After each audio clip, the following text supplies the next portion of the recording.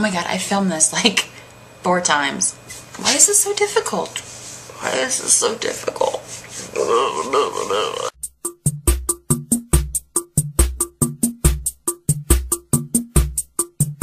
This week we're talking about family.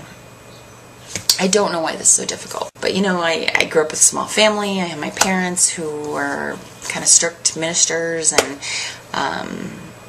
my brother, who's about 15 months older than I am, was always kind of like the black sheep of the family, kind of, sort of. Even though I'm a lot like my dad, but I was kind of like the wild child and testing things and stretching boundaries. I always kind of felt like the odd one out, and that the 3 of them, I don't want to say ganged up on me, but I think because I was so outspoken and kind of emotional and passionate about everything that I kind of singled myself out in a lot of ways. There's a picture from when I was a little kid. I was probably like 2 or 3, and it's my mother. We're at the zoo, and my mom was holding my brother's hand, walking along the fence looking at some animal, and I'm like, wait, here's them, here's me way over here. And I kind of grew up feeling like my mom favored my brother because he did all the things that you're supposed to do. You know, he got good grades, and he was a good citizen in school, and all of those things, and I always seemed to be in trouble. But I think it was just because I always felt very unheard, and you know, some of that's being a little kid, and some of it isn't. And there were other situations and dynamics going on that I won't go into. Oh, and my brother was very popular in his circle of friends, and I got a lot of, oh, you're Rob's sister? Oh.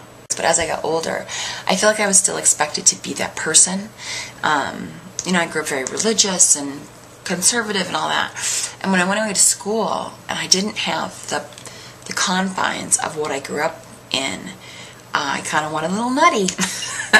And I was introduced to a whole bunch of different people that I had no idea existed. And it was like, Dorothy stepping out of the black and white into the color of Oz. And I think as I got older, like, they kind of came to appreciate me. But I still feel like when I'm around, like, my brother will still call me the stupid names he called me when I was a child. And when I'm around him, I feel like he still expects me to be that. And when I don't play into that, it's kind of frustrating for him. And, like, we have arguments on Facebook about politics and stuff like that, which I think we shouldn't do because it causes problems. And recently he wasn't talking to me for like a week because of it. It's so hard with family to keep those boundaries because we do know each other so well, because we have shared a lot of intimate situations with family, and they've seen us grow literally, since we were small and into the people that we are. But they can also so easily hurt us more than anyone else because we are so connected to them. I got older and met my husband and decided to move to Arizona, like, 2,600 miles away from home. I felt like that was what I needed to do to become who I already knew I was, but to be more solid in that. And so when I moved away, I was able to kind of have my own life, my own family, my own home, my own town, and not all the things that were so familiar to everyone. And it was finally something that was mine.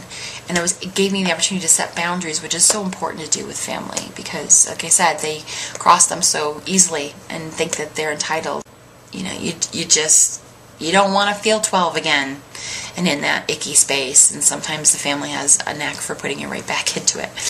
Figure out what those things are that make you feel the most comfortable and most, secure in your relationship with those people that mean a lot to you, and don't allow them to put you in a place that's uncomfortable, to put you in a place that is less than who you are now, because they will always want to drag you back to who you were then, whether or not, that's good, bad, or whatever. So here are some pictures for my family. I love you guys. See you next